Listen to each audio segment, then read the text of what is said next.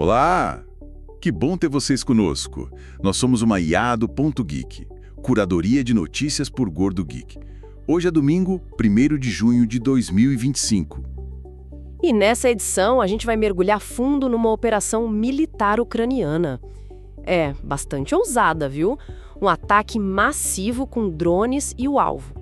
Bases aéreas estratégicas russas, localizadas bem, mas bem dentro do território da Rússia.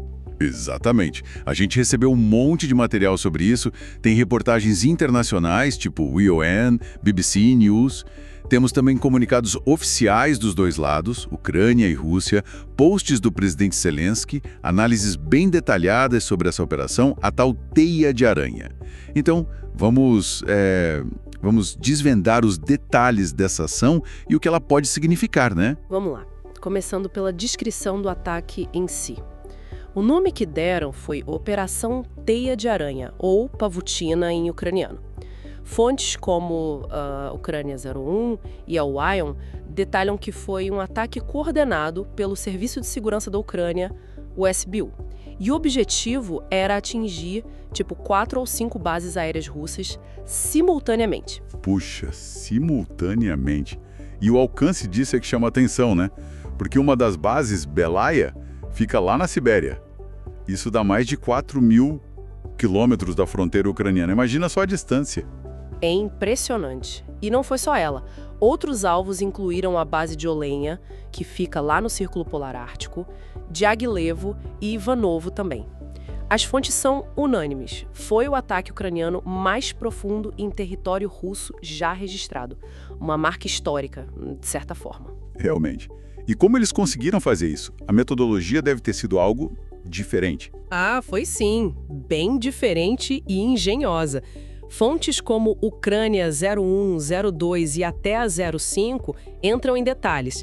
Eles usaram drones FPV, sabe? Aqueles que o piloto vê em primeira pessoa, como se estivesse dentro. Esses drones foram desmontados, contrabandeados para dentro da Rússia.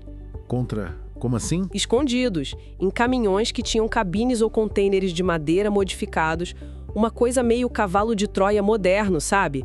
E o detalhe, esses caminhões tinham tetos falsos que abriam remotamente. Assim, eles conseguiam lançar os drones já bem perto das bases. Nossa, que plano elaborado. É tipo assim, coisa de filme de espionagem mesmo. E o risco envolvido nisso tudo? Exato. Super arriscado, mas pelo jeito funcionou. Pelo menos em parte. Funcionou. E quais foram os danos? O que a gente sabe sobre os estragos reais? Olha, as informações indicam que sim, houve danos consideráveis. A BBC News e a fonte ucraniana falam em mais de 40 aeronaves russas atingidas. Mais de 40? É bastante coisa. É sim. E não são aviões quaisquer, né? A gente está falando de bombardeiros estratégicos Tu-95 e Tu-22M3. São justamente os aviões que a Rússia tem usado para lançar mísseis contra a Ucrânia. E, detalhe, eles têm capacidade nuclear. Caramba, aviões com capacidade nuclear atingidos e teve mais coisa. Parece que sim. Há relatos de que até um avião de vigilância A-50, que é uma aeronave bem rara e importante para eles, pode ter sido danificado ou destruído. O prejuízo estimado é gigante. As estimativas variam, mas falam entre 2 e 7 bilhões de dólares. Bilhões? Nossa. Bilhões. É um golpe financeiro e estratégico bem significativo para a frota russa. E essas aeronaves estratégicas são difíceis e demoradas para repor, né? Com certeza. E do lado ucraniano, como foi a reação? Imagino que o presidente Zelensky tenha comentado. Comentou, e com bastante entusiasmo. Os tweets dele e informações da fonte ucraniana 03 mostram ele celebrando o que chamou de resultado absolutamente brilhante. Ele destacou que foi a operação de maior alcance já feita pela Ucrânia e que foi planejada, olha só, por 18 meses. 18 meses de planejamento? Sim, sob a supervisão direta dele e do chefe da SBU, o Vasil Maliuk. Zelensky mencionou o uso de 117 drones na operação.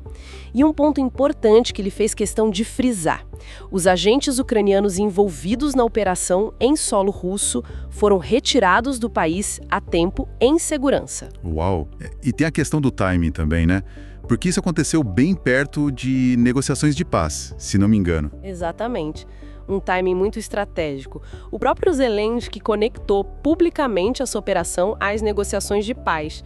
Elas estavam marcadas para começar na segunda-feira seguinte, lá em Istambul, com o ministro da Defesa Umerov liderando a delegação ucraniana. Faz tudo sentido. E quais eram as prioridades da Ucrânia nessas conversas? As prioridades que Zelensky citou foram claras: um cessar-fogo total, a libertação de todos os prisioneiros e o retorno das crianças ucranianas levadas para a Rússia. Claramente foi uma demonstração de força para chegar com uma posição mais forte na mesa de negociação, né? Sem dúvida, um recado bem claro. E sobre os aliados da Ucrânia, particularmente os Estados Unidos, eles sabiam disso antes? Olha, esse é um ponto interessante.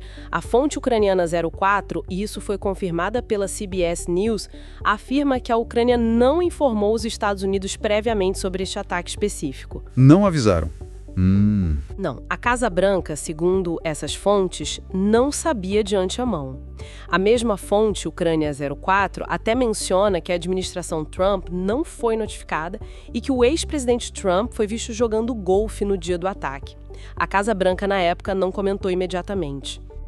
É importante a gente reforçar aqui, né? Estamos apenas relatando o que as fontes dizem, sem juízo de valor ou tomar partido. Exatamente. A fonte também menciona tensões anteriores entre Trump e Zelensky e algumas declarações passadas de Trump sobre a guerra. Apenas reportando. Por outro lado, no campo político americano, alguns aliados republicanos, como o senador Lindsey Graham, ele já tinha elogiado a expertise ucraniana com drones antes disso tudo. Lembro dele ter chamado os ucranianos de reis dos drones, ou algo assim, e ele sinalizava apoio a mais sanções contra a Rússia. Sim, isso mostra que, pelo menos em parte do espectro político americano, existe um reconhecimento e até um certo apoio a essa capacidade de drones da Ucrânia. Entendido. E a Rússia?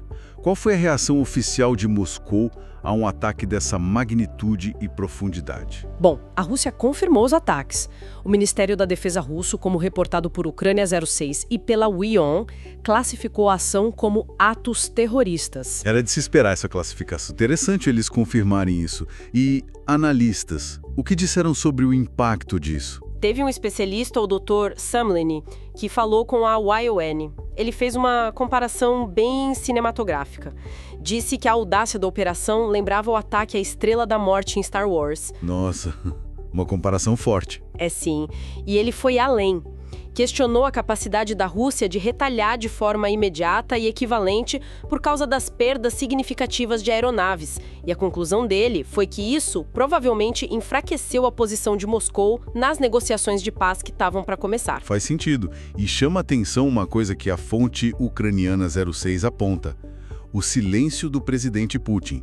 Pelo menos até o momento em que essas análises foram feitas, ele não tinha feito comentários públicos específicos sobre este ataque, diferente de outras ocasiões, né? Exatamente, um silêncio notável.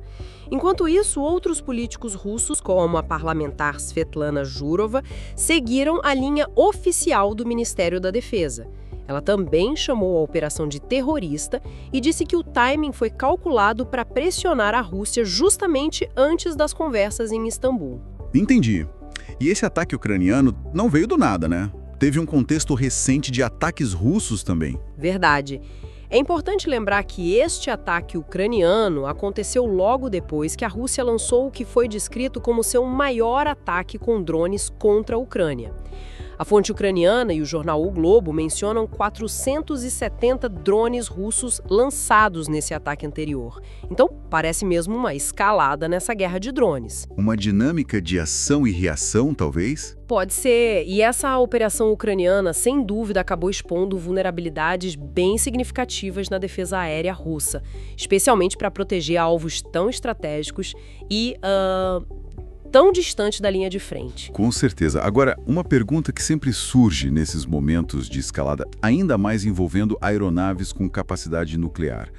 O risco de uma escalada nuclear. A fonte Ucrânia 07 discute isso. Qual a avaliação geral sobre essa possibilidade nesse cenário específico? Olha, essa é sempre a grande preocupação, né? Mas a análise que essa fonte traz sugere que, apesar da Rússia ter recentemente revisado sua doutrina nuclear, o uso de armas nucleares como resposta direta a esse ataque com drones é considerado improvável. Improvável por quê? Por alguns motivos. Primeiro, o ataque ucraniano não usou armas fornecidas por potências nucleares ocidentais, o que poderia ser um gatilho diferente. Segundo, apesar de ser um golpe estratégico, o ataque provavelmente não se encaixa na definição russa de uma ameaça existencial direta ao Estado russo, que é um critério-chave na doutrina deles. E claro, tem o custo. O custo político e geopolítico de usar armas nucleares seria, assim, imenso para a Rússia em qualquer cenário. Entendi. Então, o risco nuclear parece baixo nesse contexto específico. Mas e uma retaliação convencional? Mais forte? Ah, sim. Isso é considerado bem mais provável. A Rússia intensificar ataques aéreos, talvez mirar mais a infraestrutura crítica ucraniana. Esse é um padrão de resposta que a gente já observou da Rússia em outros momentos do conflito. Uma retaliação convencional mais dura é sim uma possibilidade real. Bom, fica claro que foi uma operação realmente impressionante pela capacidade assimétrica demonstrada pela Ucrânia. E marca um momento crítico, tanto no campo de batalha quanto na mesa de negociações diplomáticas, né? Com certeza, um evento com muitas camadas e possíveis desdobramentos. A gente vai continuar acompanhando de perto, claro.